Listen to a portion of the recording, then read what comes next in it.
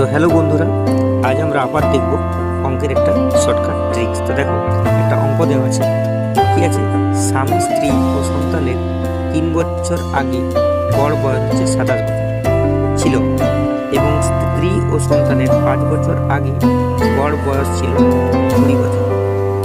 স্বামীর বর্তমান বয়স কত বছর? হাজবেন্ড, ওয়াইফ আর চিলড্রেন, তাদের গড় বয়স কত ছিল? 3 বছর আগে ছিল 27 বছর, তাহলে 3 বছর পরে কত? 30 বছর। একটা প্রেজেন্ট টাইম বার করে নাও, ঠিক আছে, প্রেজেন্টে বার করে নাও। এবার দেখো কি বলেছে, স্ত্রী ও সন্তানের 5 বছর আগে গড় বয়স ছিল কত? না 20 বছর। যেহেতু বর্তমানে চেয়েছেন, সবগুলোকে বর্তমানে রাখো। 3 বছর আগেরটাকে আমি কি করলাম, 3 বছর যোগ করে দিলাম, 30 বছর। স্ত্রী ও সন্তানের 5 বছর আগে গড় বয়স কত ছিল? 20 বছর। 5 বছর পরে স্ত্রী মানে ওয়াইফ আর চিলড্রেনের 5 বছর আগে গড় বয়স কত ছিল? 20 বছর। তাহলে 5 বছর পরে গড় বয়স কত? 25 বছর, ঠিক আছে। এইবারে দেখো বলছে হাজব্যান্ড বর্তমান বয়স কত। দেখো এটাও প্রেজেন্ট টেন্স, এটাও প্রেজেন্ট টেন্স, তাহলে তাদের গড় বয়স দিয়েছে, তাদের টোটাল বয়সটা বার করো। দেখো তিনজনের গড় বয়স কত ছিল? 30, তাহলে টোটাল বয়স কত হয়ে যাবে? 90। আর এদের দুজনের গড় বয়স কত? 25, তাহলে টোটাল বয়স কত হয়ে যাবে? 50। তাহলে এইখান থেকে মাইনাস করে দিলে হাজব্যান্ডের বয়সটা বেরিয়ে যাবে, তাহলে পুরো বেরিয়ে যাচ্ছে, তাহলে মাইনাস হচ্ছে।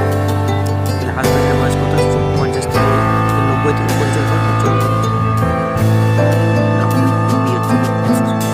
বুঝতে পেরেছো?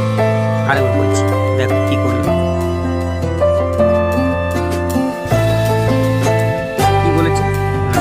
হাজব্যান্ড, ওয়াইফ আর চিলড্রেন, এদের 3 বছর আগে গড় বয়স বলেছে কত? 27 বছর। 3 বছর পর মানে প্রেজেন্টে কত বয়স? 30 বছর গড় বয়স। এটা বুঝতে পেরেছো? তারপরে পরের লাইনে কি বলেছে? স্ত্রী ও সন্তান মানে ওয়াইফ আর চিলড্রেন 5 বছর আগে গড় বয়স কত ছিল? 20 বছর। 5 বছর পরে কত হবে গড় বয়স? 25 বছর, ঠিক আছে।